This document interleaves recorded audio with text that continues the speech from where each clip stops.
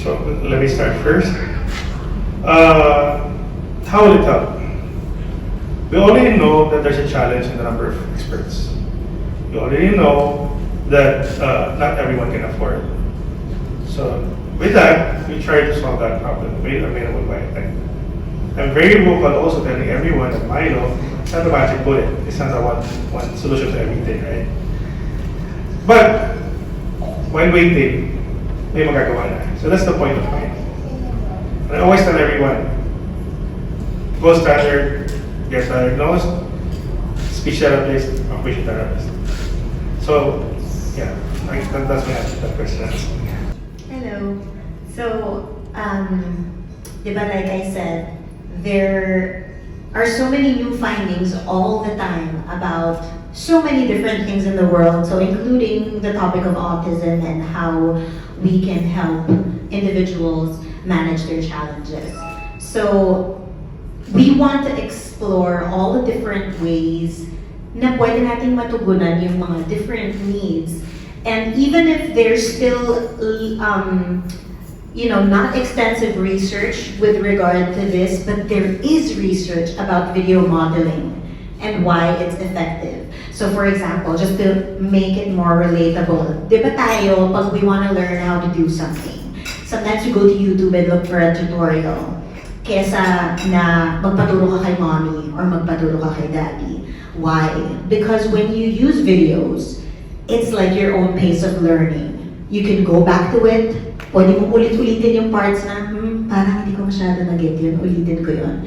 So it removes the demand from a person to learn at a specific pace. So this is one of the things about video modeling that nakikita sa research that is effective.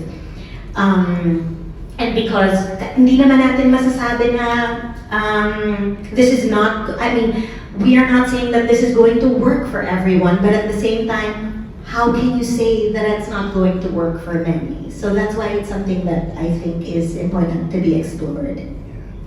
One thing that the app would be helpful for is to learn some techniques on how to maybe produce sounds or concepts to teach. But I think we have to reiterate that there is no, there is nothing that mas malaki pa rin po yung benefit nung a parent would give time and talk to their children. Mas malaki pa rin po yung benefit, yung human connection. So for me, I would really say that maybe an app would be an app is a really good way for to inform the parents anong words yung target ko or anong concepts should I teach. But it's not really going to help if you just leave the gadget, the device to the child. Sige, basahin mo yan, panoorin mo to.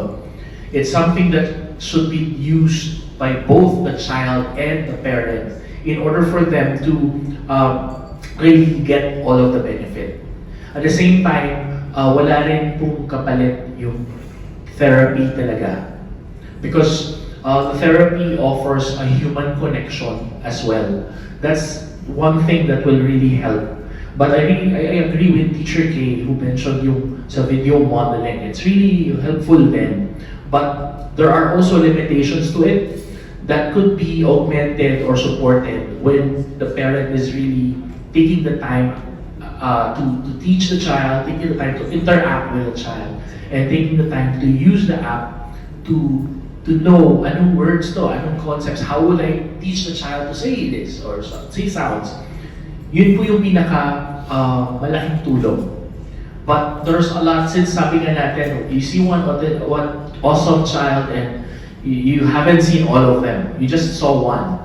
So iba't iba kasi yung presentation, iba't iba yung needs. So maybe an app would work with some, maybe on others hindi. Because there are instances na baka ayaw nila ng phone, they will just throw it away. May mga ganong instances. And so you find the right mix, you find the right, kumbaga tamang timpla ng management and intervention for a particular child. The key to communication is the exchange. So, like they also both said, you cannot just give an app to a child and make it work, because not everybody will be able to understand it in the same way. You're familiar with Teacher Rachel, and everyone's taking to it, right? I would tell parents, kayo ho ang manood kay Teacher Rachel at gawin niyo sa anak niyo. Kasi by watching it and not interacting, we don't have this value of serve and return. That's why it may not work for others. So what's important is there's something we can try. There's something new, probably the version of Teacher Rachel. So we have our own and see if it will work. Because like they said, it's different things for different children. And I think what they have to offer is that there is one thing that they can try. And any parent will hold on to anything that will give them hope, because of all their dreams for their child were shattered with this diagnosis. But then we'd like to work. I think what we all have been trying to tell the families we take care of is to empower them. We do this together. We work as a team. I am not better than both of them. They spend more hours with the child. I see a child every 6 months, but they work with them. So we're the ones who are kicked, who are bitten, who are just like the mothers are, diba? That's why we all work together, and we are equals in helping each and every family find that place under the sun